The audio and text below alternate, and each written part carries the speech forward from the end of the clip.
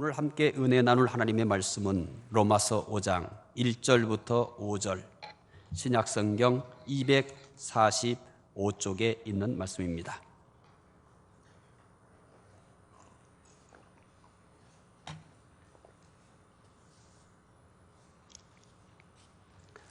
로마서 5장 1절부터 5절 신약성경 245쪽에 있는 말씀입니다. 말씀 함께 읽겠습니다.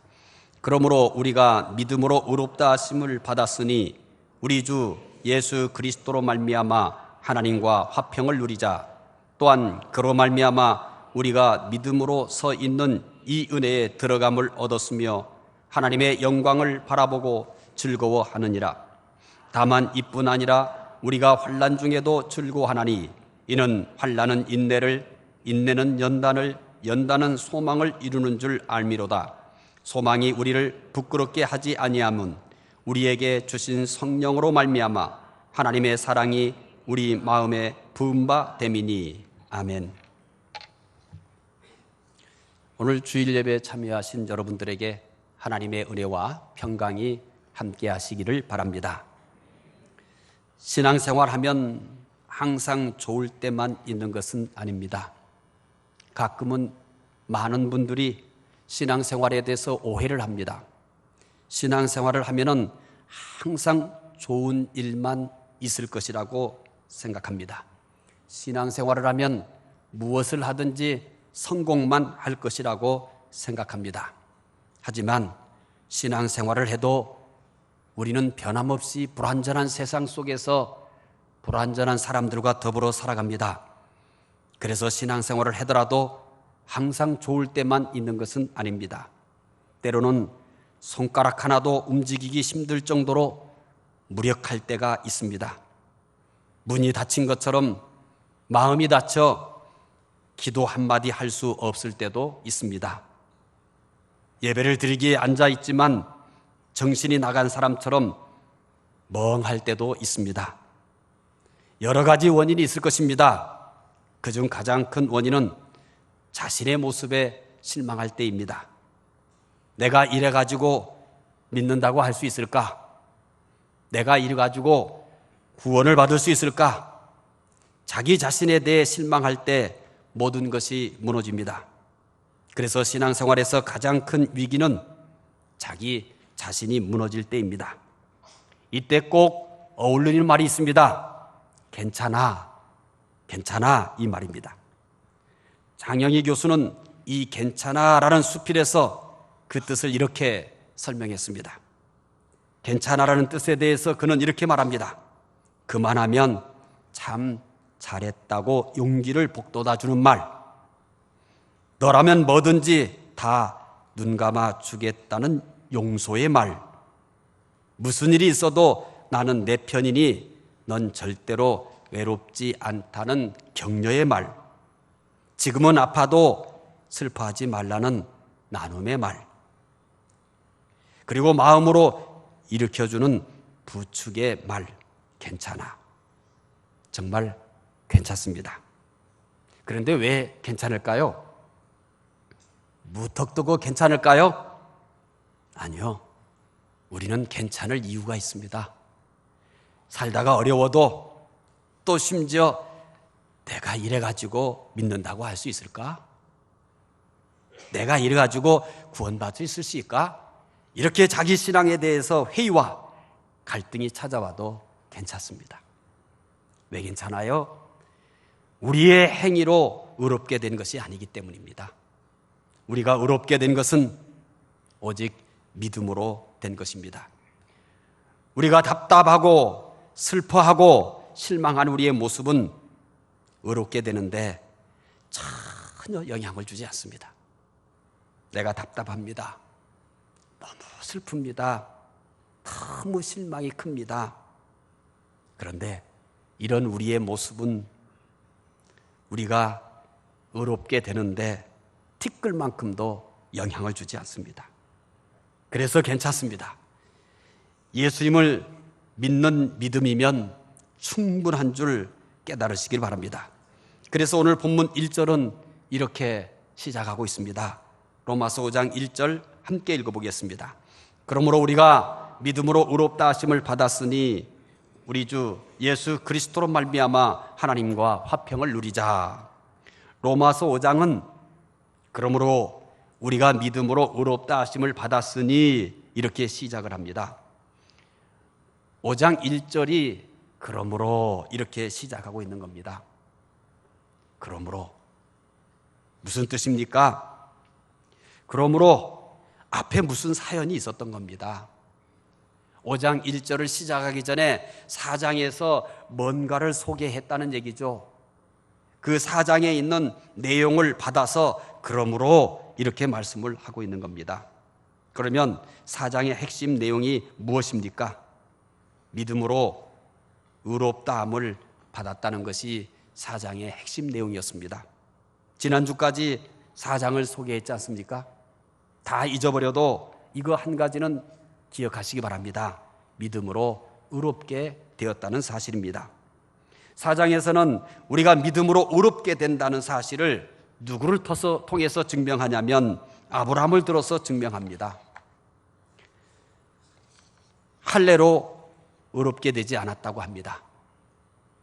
율법으로도 의롭게 되지 않았다고 합니다. 아브라함은 오직 믿음으로 의롭게 되었습니다. 이 사실을 강조하기 위해서 5장 1절은 그러므로 이렇게 시작을 합니다.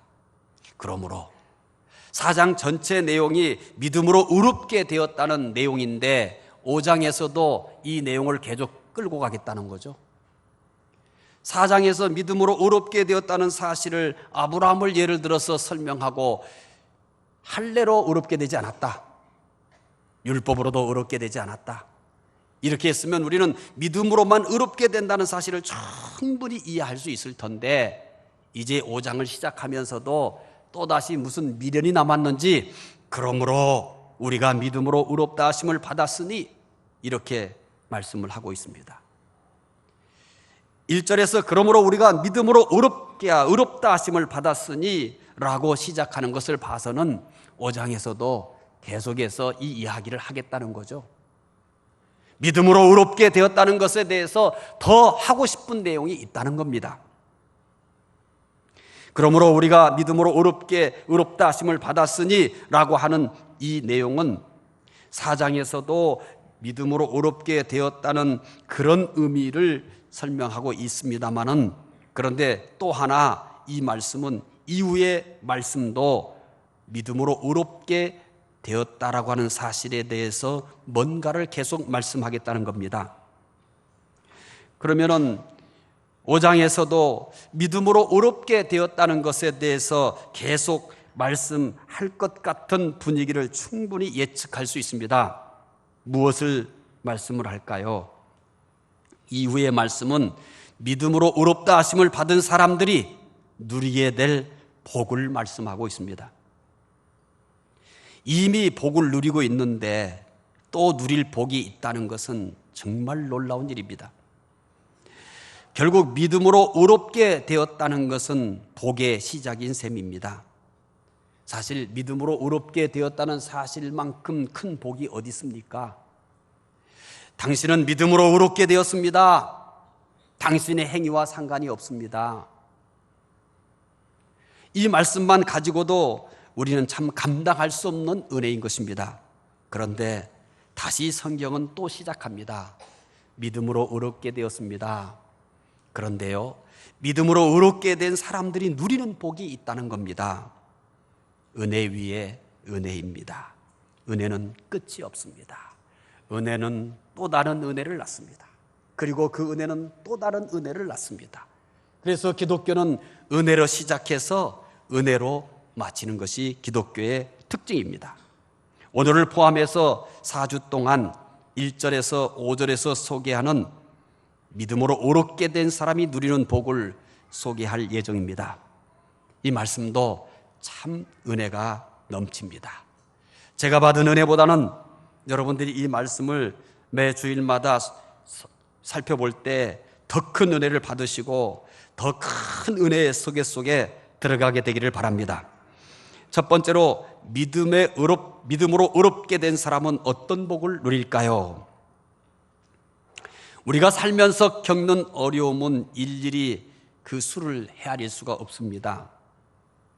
하지만 그 중에서 가장 큰 어려움은 사람과의 관계에서 겪는 것입니다.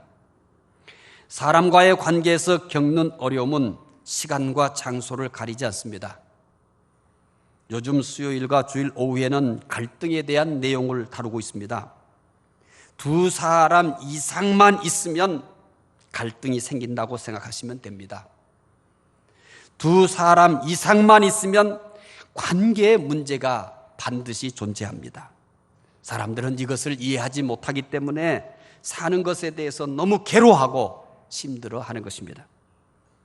두 사람 이상만 있으면 언제 어느 때 관계에 문제가 생길지 모릅니다. 그것은 가정, 교회, 직장 등 어디에서나 생깁니다. 직장에서 관계가 불편한 사람이 있으면 매일 출근하는 것이 마치 감옥에 가는 것 같을 것입니다. 직장에 출근하는 것 얼마나 복된 일입니까? 일하러 간다는 것 얼마나 재밌는 일입니까?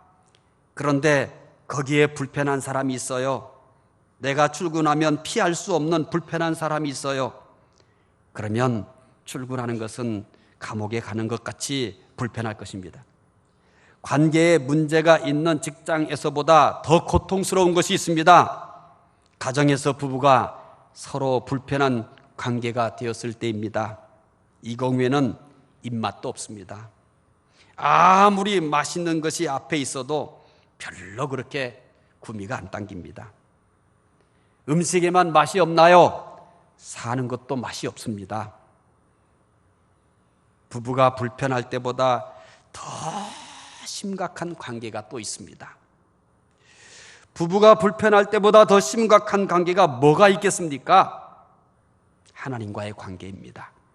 하나님과의 관계가 잘못되면 모든 것이 막히기 때문입니다.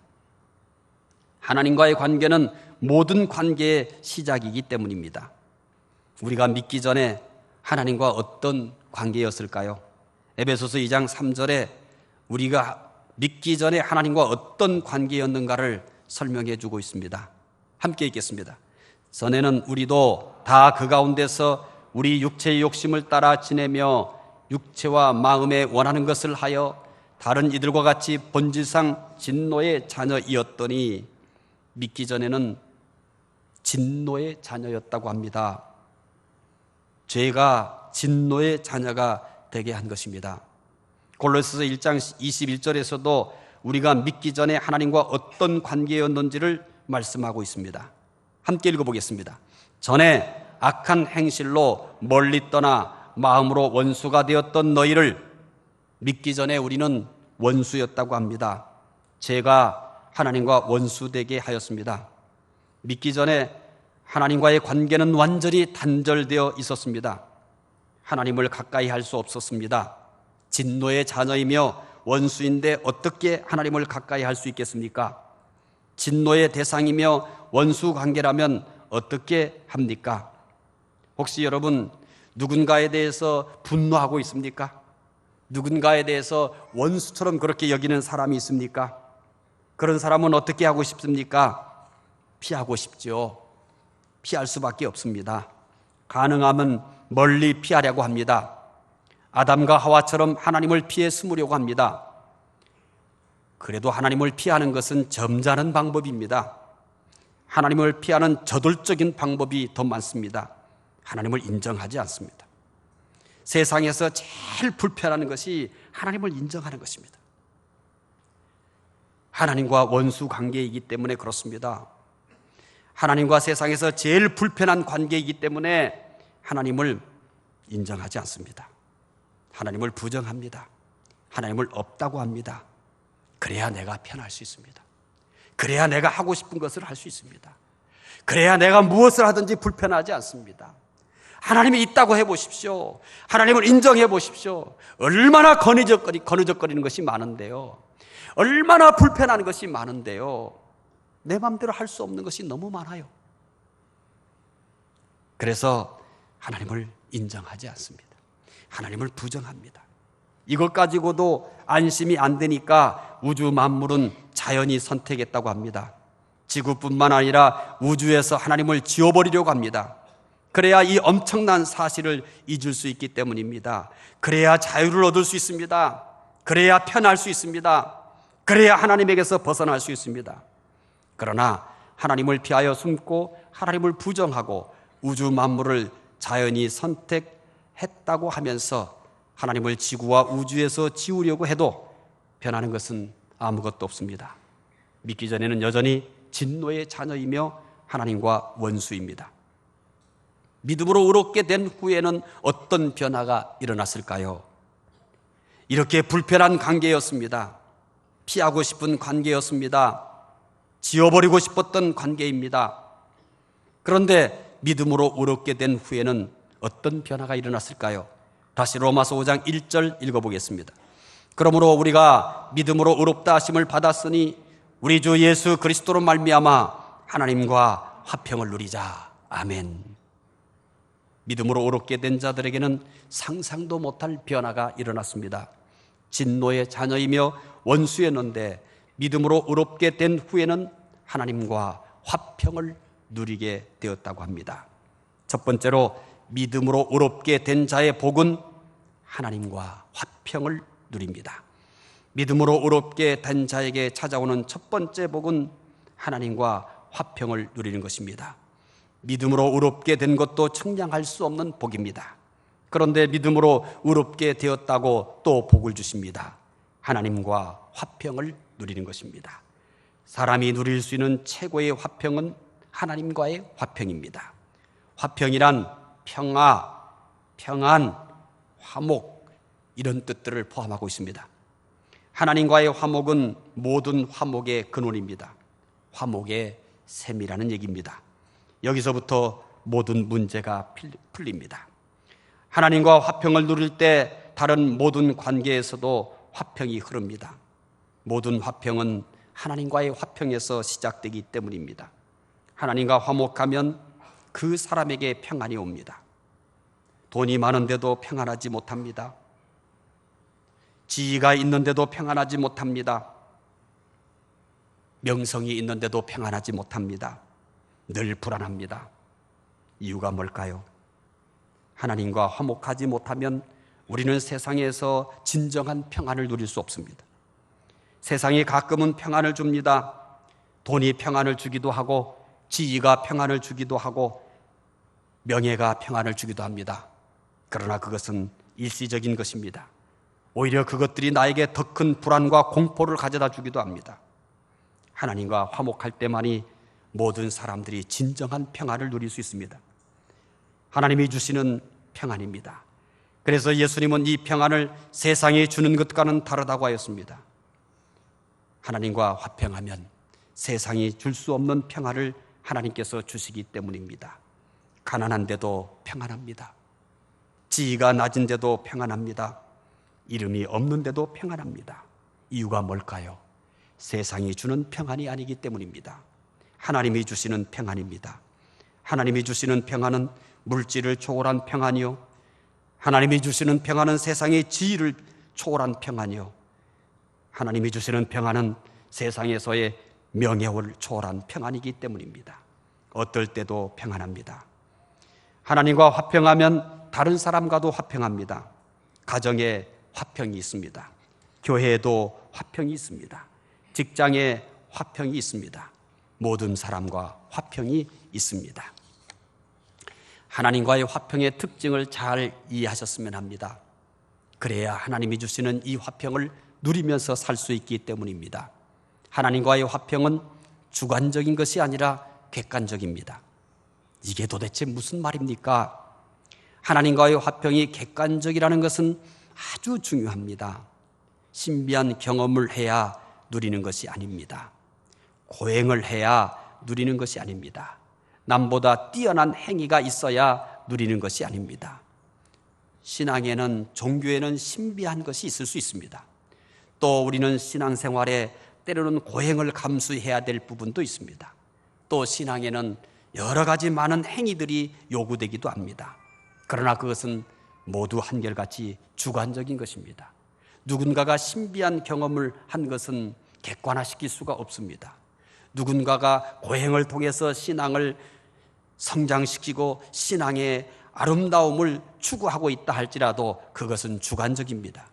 누군가가 뛰어난 행위를 하고 그 신앙을 드러낸다 할지라도 그것 역시 주관적입니다. 하나님과의 화평은 주관적인 것이 아니라 객관적인 것입니다. 어떻게 해요? 믿음으로 의롭게 된 사람이면 누구나 누리는 것입니다. 그 이상 다른 것이 없어도 됩니다. 신비한 것을 경험하지 않았어도 됩니다. 남이 하지 않은 고행을 수행하지 않았어도 합니다. 남보다 뛰어난 행위가 없어도 됩니다. 믿음으로 의롭게 되었으면 모든 사람이 누릴 수 있습니다. 그래서 하나님과의 화평은 주관적인 것이 아니라 객관적이라고 말하는 것입니다. 하나님과의 화평은 느낌이 아니라 사실입니다. 많은 사람들이 하나님과의 화평을 느낌에서 찾으려고 합니다. 느낌은 변합니다. 느낌은 그냥 변하는 것이 아닙니다. 파도처럼 요동치며 변합니다. 여러분, 이제 결혼해서 1년이 지난 분도 있고 또 10년이 지난 분도 있고 또 그 이상의 세월이 지난 분도 있습니다. 여러분, 처음 만났을 때 느낌이 어땠어요? 좋았잖아요. 느낌 좋았죠? 때로는 어떤 분이 그래요. 한눈에 갔다고 얘기합니다. 아니어도 기다고 해야 돼요. 오늘 저녁에 가서 식사를 맛있게 하시려면은 느낌 좋았잖아요. 네, 그래서 여러분 결혼하신 거 아니에요? 느낌도 없는데 누군가가 결혼하라고 막 협박했어요? 그러신 분도 계시군요. 그럼 오늘 사기가 얼마나 더 힘들겠어요. 느낌이 좋아도 사는 것이 쉽지 않은데, 아니 아무 느낌도 없었는데 누군가 협박에 의해서 결혼했다면 참 얼마나 벅차겠습니까? 하나님과의 화평은 느낌이 아닙니다. 그렇게 좋았던 느낌 어디 가셨나요? 지금도 좋으신가요? 처음 만났을 때보다 지금 느낌이 훨씬 더 커졌다고요. 기적입니다. 여러분이 살면서 경험할 수 있는 최고의 기적 중에 하나입니다. 누군가가 살면서 경험한 기적을 얘기하면 이 기적을 꼭 얘기하십시오. 내가 처음 만났을 때보다 지금 느낌이 더 좋다고. 이건 뭐라고요? 기적입니다. 느낌이 나빠졌다고요? 정상입니다. 느낌이 좀 사라졌다고요? 이제는 봐도 그냥 가족이라는 사실밖에는 남은 게 없다고요? 걱정하지 마세요. 지극히 정상입니다. 아무 문제 없습니다. 이렇던 느낌은 변합니다. 하나님과의 화평은 절대 느낌이 아닙니다. 느낌이 아닙니다.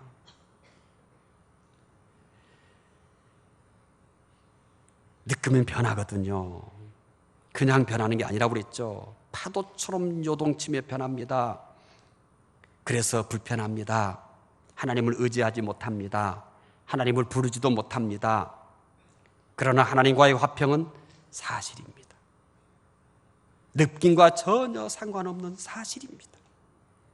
느낌은 변하지만 사실은 변하지 않습니다. 여러분이 지금 여기 있다는 것은 뭐예요? 사실입니다.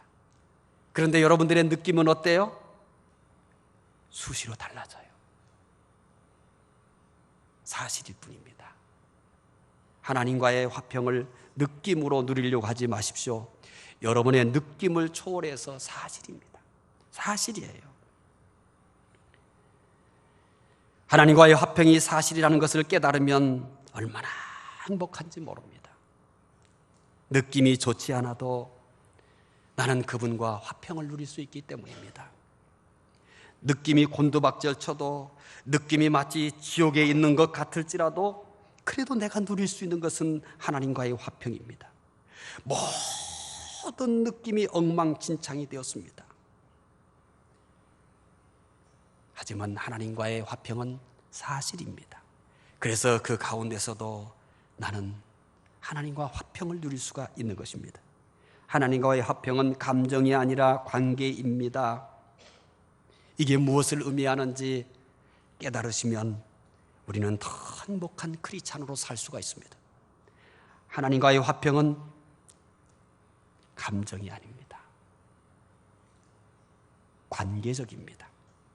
하나님과의 화평을 관계에서 찾지 않고 대부분의 감정에서 찾기 때문에 크리스찬들의 얼굴이 천사 같았다가 사자 같았다가.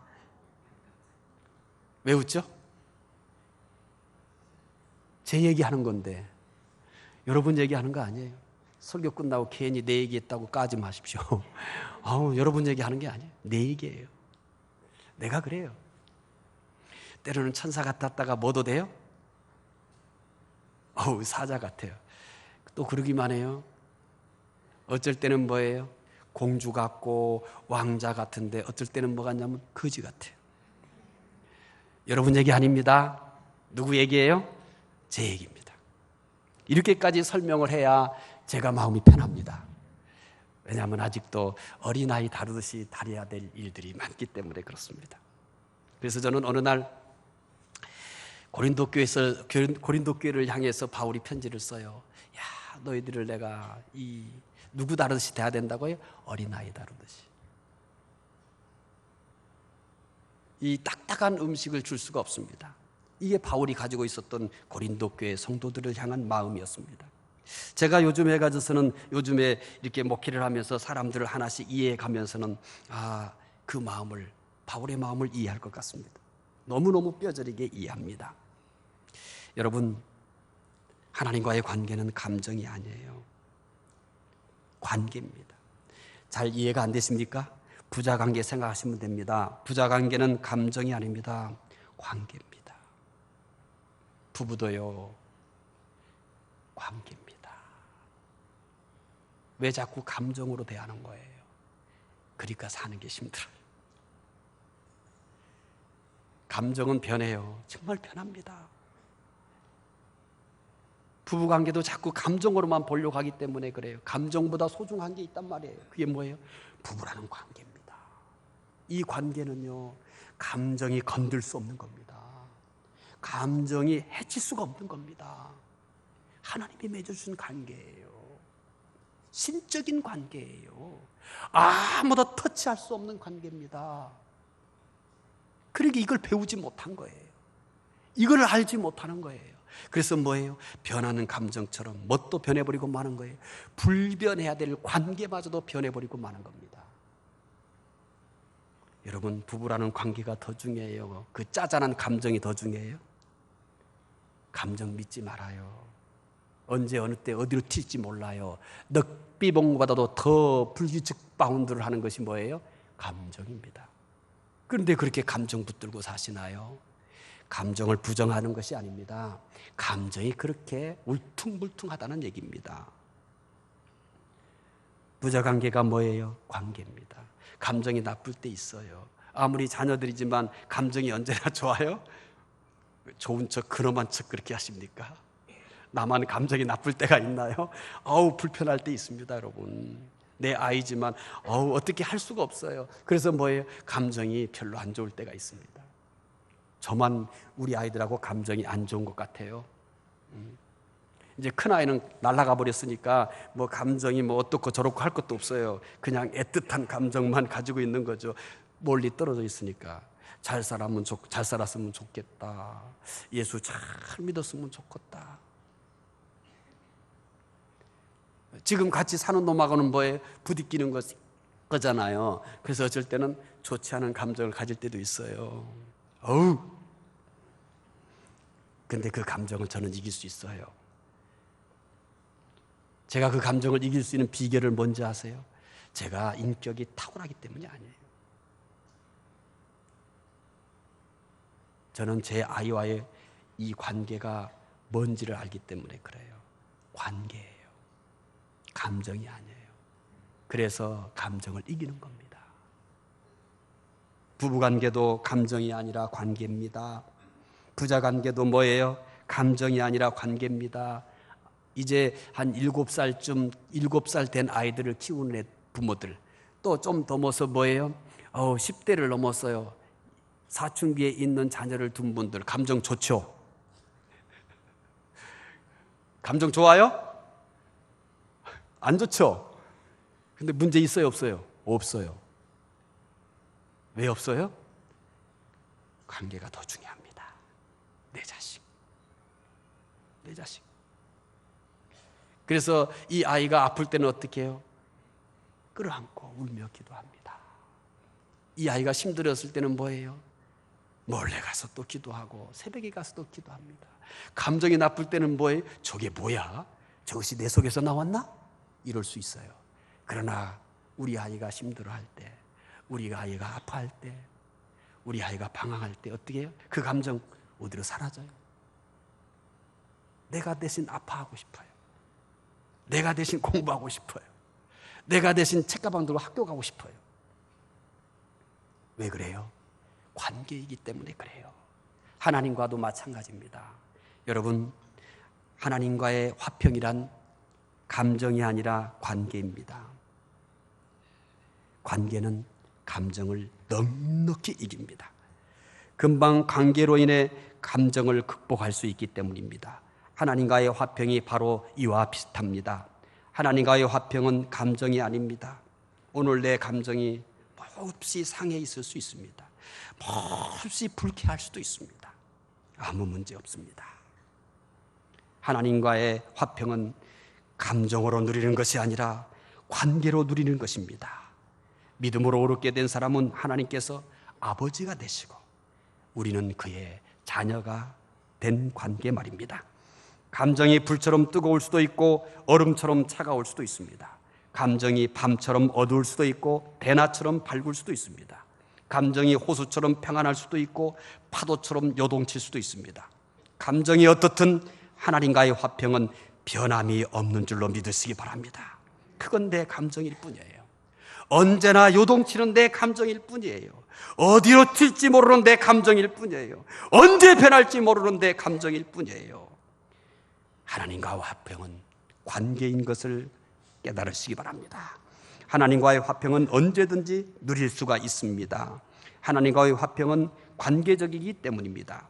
그래서 종교개혁자 루터는 신앙이란 하나님과의 바른 관계다라고 설명했습니다. 하나님과의 화평이 무엇인지 생생하게 보여주는 사람이 있습니다. 하박국 선지자입니다. 하박국 선지자가 살 때의 이스라엘의 상황은 온전한 것이 하나도 없었습니다. 종교적으로는 더 이상 타락할 수 없을 정도로 타락했습니다. 어느 사회든지 종교가 타락하면 끝난 겁니다. 이스라엘이 끝난 이유도 마찬가지입니다. 종교가 타락했기 때문입니다. 오늘 우리 사회의 가장 큰 위기가 뭔지 아십니까? 남북관계요? 정치요? 경제요? 교육이요? 예, 그것도 문제일 수 있습니다. 그러나 가장 큰 문제는 종교적 타락입니다. 우리 사회의 모든 종교가 더 이상 타락할 수 없을 만큼 타락해 있다고 보시면 됩니다. 기독교뿐만 아니라 한국의 대표적인 모든 종교는 우열을 가릴 수 없을 만큼 모두 부패하고 타락해 있습니다. 그래서 위기인 것입니다. 이스라엘 더 이상 타락할 수 없을 만큼 종교가 타락했습니다. 하나님을 섬기는 나라들이 하나님을 섬기지 않고 돈을 섬겼습니다. 하나님을 섬기는 자들이 하나님을 버리고 우상을 섬기기까지 하였습니다. 그래서 종교는 더 이상 타락할 수 없을 만큼 타락한 그런 이스라엘이었습니다. 경제적으로도 하루하루를 사는 것이 참으로 짐이었습니다. 사는 것이 짐이 될 만큼 그렇게 어려웠습니다. 정치적으로는 바벨론에 의해서 모든 것을 빼앗겼습니다. 하박국 선지자는 이런 현실에 대해서 하박국 1장부터 초두에는 이렇게 얘기합니다. 하나님, 어느 때까지 이러시렵니까?